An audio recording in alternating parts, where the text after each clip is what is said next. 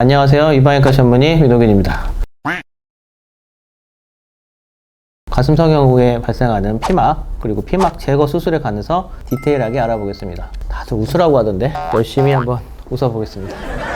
가슴 성형을 위해서 우리 몸의 인체 내에 실리콘 보형물을 삽입하는 것은 우리 몸 입장에서 볼 때는 실리콘은 이물질이에요. 이물질. 근데 우리 몸에 여러 가지 이물질이 들어왔을 때 우리 몸은 콜라겐으로 막을 형성합니다. 어려운 말 같은데 쉽게 말하면 흉터예요, 흉터. 피막은 몸에 발생하는 큰 흉터입니다. 우리가 다른 부위도 마찬가지로 흉터가 발생할 때를 생각을 해보면 염증이 없는 흉터는 깨끗하고 얇고 거의 없는 듯 흉터가 없었던 것처럼 깔끔하게 낫는 경우도 있는데, 염증이 심했던 상처에서 발생하는 흉터는 깨끗하지도 않고 색깔도 지저분하고 그리고 두껍습니다. 피막도 마찬가지입니다.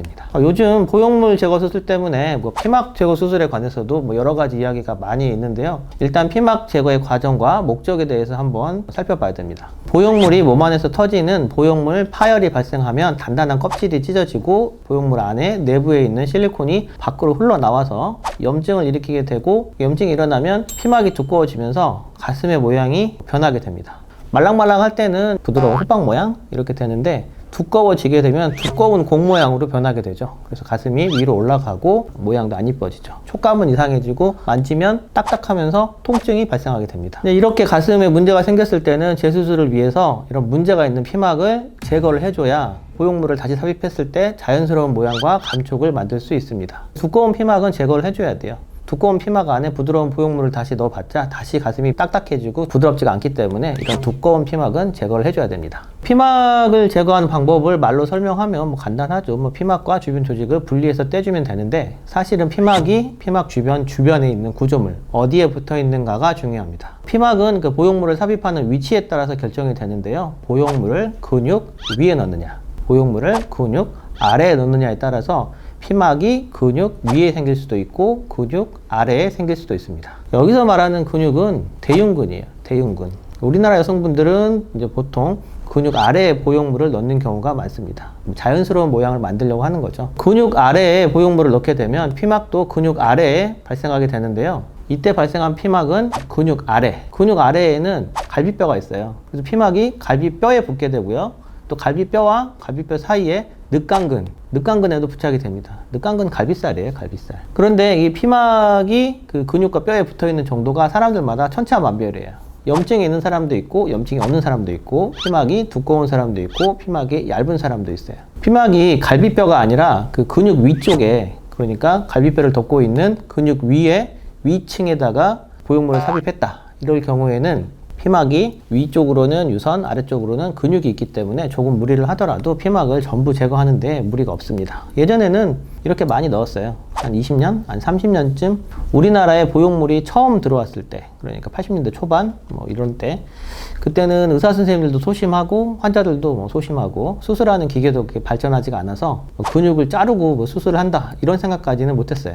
그때는 200cc 언저리에 작은 보형물을 근육 위에다가 넣었습니다. 이런 보형물은 사이즈가 작기 때문에 보형물을 제거하기도 쉽고, 보형물이 작으니까 피막도 작은 데다가 보형물이 근육 위에 있기 때문에 아무 부담 없이 피막을 다 제거하는 피막 전절제, 이름도 폼나죠? 피막 전절제.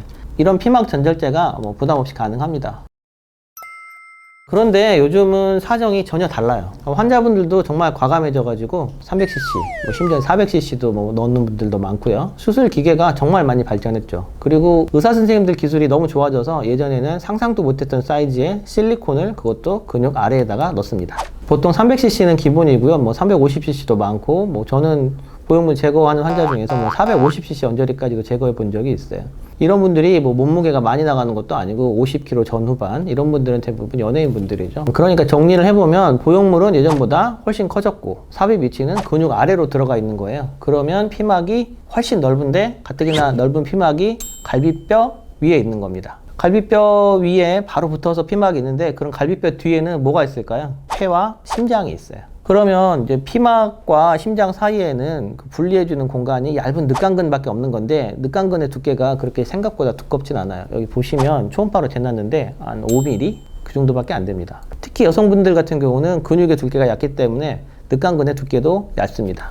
이 막 뒤에는 폐와 심장이 뛰고 있습니다. 다시 말해서 무리하게 피막을 절제하다가 폐와 심장에 공기와 피가 흘러들어갈 수도 있다는 뜻이에요. 이런 상태를 기흉 혹은 혈흉이라고 합니다. 이런 상황이 돼버리면 응급이에요. 응급으로 수술을 해야 되는 상황이 되는 거죠. 잠깐만요! 선생님, 외국에서는 아주 얇은 피막도 다 떼던데요? 이런 질문 많이 하시고요. 피막을 다 못 떼는 의사는 실력이 없는 의사라고도 하던데요. 이런 질문 많이 하십니다. 네, 맞고요. 맞습니다. 저도 그 블로그 봤는데요. 피막 제거하는 그 미국 유명한 선생님 인스타도 들어가 보고 그 선생님 유튜브도 들어가서 제가 조회를 해봤어요. 근데 외국에서는 우리나라보다 보형물을 근육 위에 넣는 경우가 많고요. 그 선생님 동영상을 한번 자세히 찾아보시면 알겠지만 보형물과 피막을 제거하기 위해서 동영상에서 보면은 피부를 한 10cm 정도 절개를 합니다. 그 선생님 말씀을 잘 들어보면은 기본적으로 9cm 정도 절개하시고요. 필요하면 더 연장하시겠다고 말씀을 하세요. 그러니까 가슴 밑선 피부를 한 10cm 정도, 한 뼘, 거의 반 뼘 정도 절개도 상관없으면 저도 더 많이 피막 깨끗하게 절개할 수 있습니다. 한국 의사들이 기술이 없어서 그걸 못하는 건 아닙니다. 그리고 외국 동영상을 보면은 가로로 절개하는 것만 있는 게 아니라 세로로도 10cm를 가로, 세로, 추가로 절개하는 경우도 있어요. 가로로 10cm, 세로로 10cm를 절개를 하게 되면 안전하게 전체 피막을 제거할 수 있습니다. 그런데 이렇게 엄청난 절개를 하고 피막을 전부 다 제거하는 수술은 사실 암 수술이라고 보시는 게 맞아요. 우리가 걱정하는 역형성 대세포 림프종, 그런 암에 실제로 걸렸을 때 이렇게 수술을 진행하게 됩니다. 만약 보형물을 제거하는 수술을 하신다면 일단 보형물을 제거하시고 보형물의 위치에 따라서 최대한 피막을 안전하게 제거해서 혹시 모르는 암을 진단하기 위해서 피막 조직 검사를 실시하시면 됩니다.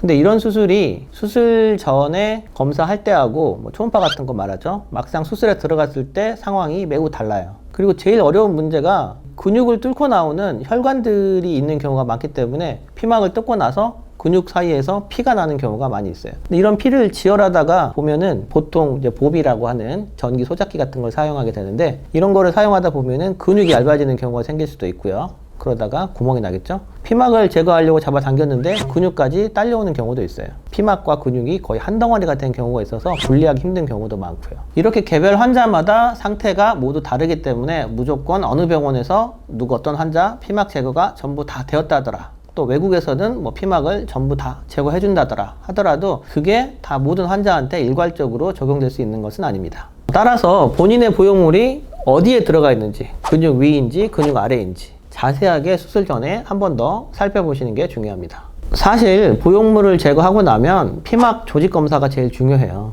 조직 검사에는 대부분 다 단순 염증인 경우가 99%이고요. 별 이상이 없다면 피막을 자극해서 악성으로 변이를 일으키는 비정상 염증의 원인이 되는 텍스처드 실리콘, 이 보형물만 제거를 해주시면 피막을 자극하는 지속적인 염증 자극이 사라지기 때문에 암의 발생 위험이 현저하게 줄어들게 됩니다. 따라서 보형물을 제거하기로 하셨다면 아직 암으로 진단도 안 됐었는데 무리하게 기흉이나 혈용, 폐와 심장에 공기나 피가 찰 수 있는 위험을 감수하시기보다는 최대한 안전하게 피막을 제거하시는 게 중요하고요. 조직검사 결과에 따라서 추가적인 처치를 그때 가서 받으시면 되겠습니다. 이상 디테일한 닥터 민이었습니다. 감사합니다.